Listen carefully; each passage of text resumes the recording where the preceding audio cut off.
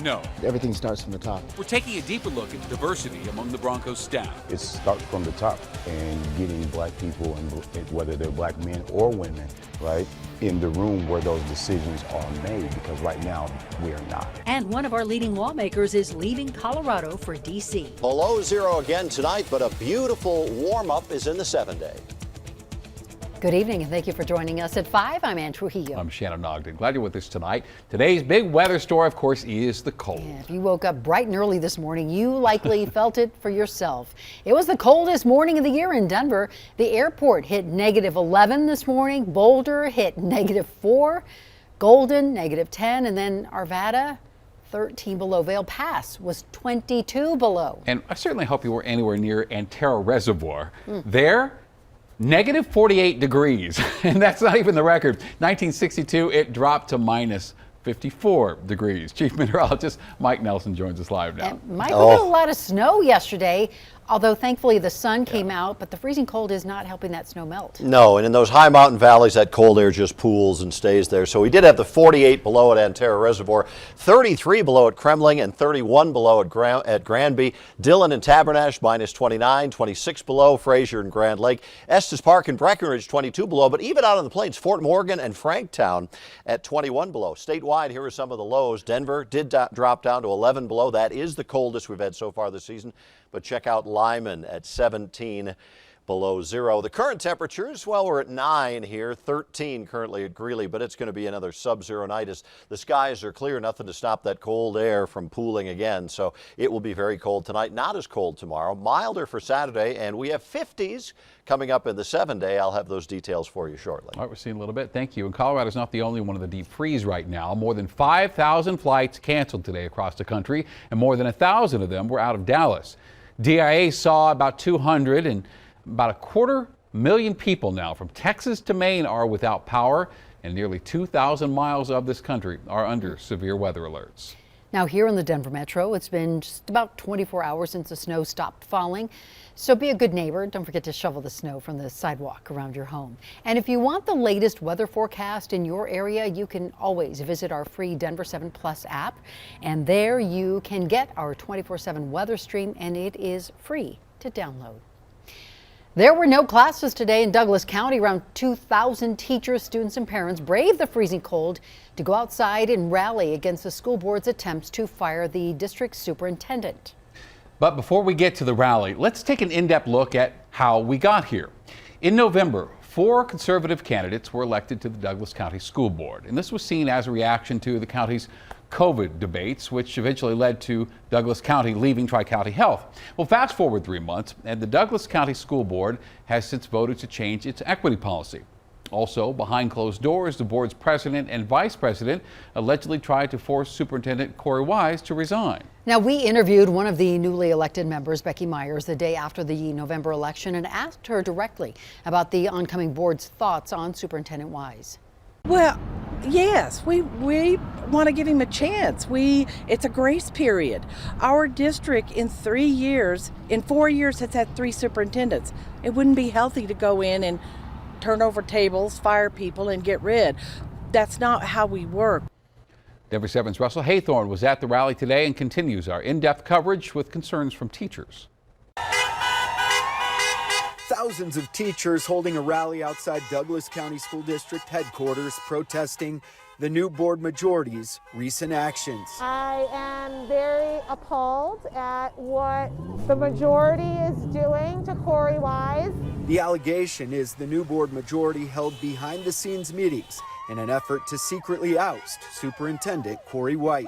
If the allegations prove to be true, then we are going to see some really difficult times in Douglas County. We're going to see a mass exodus of individuals that just can't stay here. Some say the lost trust could lead to teachers leaving the district. Many are now calling for an immediate recall of those board members, while others are hopeful this will lead to more transparency. I think that there's a chance still that they can work together. I understand that there are going to be politics involved in a lot of things, but it needs to be a conversation, and they had a perfect opportunity to have that conversation on Tuesday. We reached out to those 4 board members today and did not hear back. A handful of students joining the rally as well, in part protesting the board's decision to amend a previous equity policy. It was a set of guidelines that helped frame the district's approach to equity to create a more suitable environment for different students and to enhance inclusion within the district. But this new policy kind of guts fundamental aspects of that. A call from parents, teachers, and students for ethical leadership and more transparency. The district canceling all classes today ahead of the rally, knowing it didn't have enough substitutes to keep schools open. In Castle Rock, Russell Haythorne, Denver 7. Jefferson County's mask mandate will end February 18th, and that will include in schools. The Board of Health voted today to drop the mask order. Broomfield also is going to join Denver tomorrow, ending its mask or proof of vaccine mandate. And in Denver, masks will still be required in schools and in child care facilities. Colorado Senate President Leroy Garcia is resigning and will join the Biden administration. He will now become Assistant Secretary of the Navy for Manpower and Reserve Affairs. Garcia was first elected to the State House in 2012 and then became State Senate President in 2019. The first Latino in state history to hold that position, and this year was Garcia's final term as a lawmaker. A standoff in Aurora lasted nearly 10 hours before coming to an end today. Police were called to check out a man with a gun at the extended stay hotel near I-225 in Iliff. A woman came out of the room unharmed, and eventually 27-year-old Marco Hernandez was taken into custody. He is facing domestic violence and second-degree assault charges. Denver Mayor Michael Hancock is releasing a new plan to tackle crime in the new year. He identified these 3 intersections as new crime hotspots where DPD will increase patrols. The city identified 5 other hotspots last year, and Denver's police chief says there has been dramatic improvement since. 5 hotspots accounted for 49% of the shootings and 26% of the homicides in our city. For example, one hotspot had 17 shootings in 2020, and through our partnerships and collaboration with our community, it went to 0. Now, Mayor Hancock says police will also increase patrols at downtown spots like the 16th Street Mall and Union Station. And we will have an in-depth look at the city's plan to reduce crime. That's coming up tonight on Denver 7 News at 6. John Elway says the claims made against him by Brian Flores are false and defamatory. Elway and the Broncos were named in a discrimination case filed by the former Dolphins head coach. And today, Elway said he interviewed Flores in good faith in 2019 and took him seriously as a coaching candidate. Now, Flores doesn't buy that. He says Elway appeared to have been coming off a hard night of drinking. And to that, Elway says if he appeared haggard, it was because he flew in late the night before, adding, "For Brian to make an assumption about my appearance and state of mind early that morning was subjective, hurtful, and just plain wrong." And as the Broncos leaders publicly defend the team against discrimination accusations, local coaches say the outcome of this case could have major implications for the next generation of professional athletes. Denver 7's Micah Smith sat down with 2 coaches who say the lack of diversity in coaching is sending a message to Denver's youth. Athletics and Beyond teaches at-risk youth everything they need to know about sports. Executive Director Narcy Jackson says his goal is to teach kids they can be athletes, but they can also be coaches and business owners. Society teaches Black and brown children in specific how to be employees.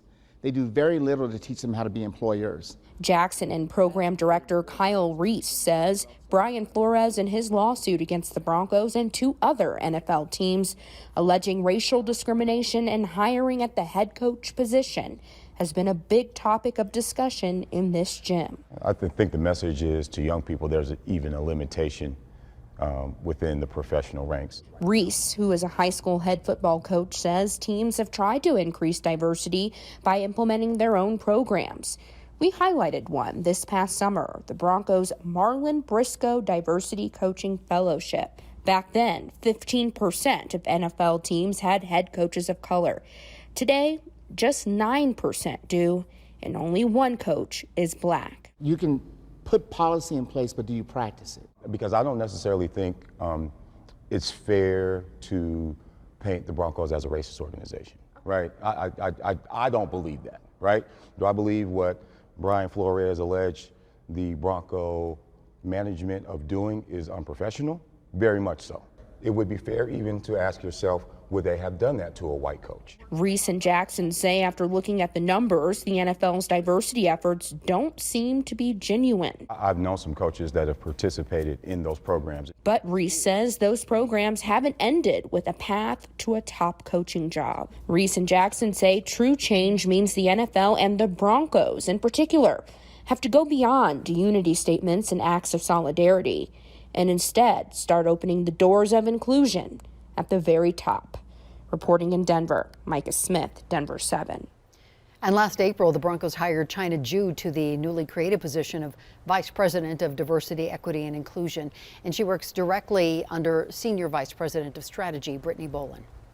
Meanwhile, Coach Hackett's staff's filling out. Today, the team promoted Darren Muji to Assistant General Manager. He previously was Director of Player Personnel. Looking for that perfect ring? Just swipe left or right. There's over 600 rings to choose from online and over 1.5 million variations. We realize that's overwhelming. A Colorado company is making popping the question just a little bit easier. It takes the guesswork out of it. Plus another reason to bid on some expensive whiskey. And President Biden takes credit for the death of the leader of ISIS. We will come after you and find you.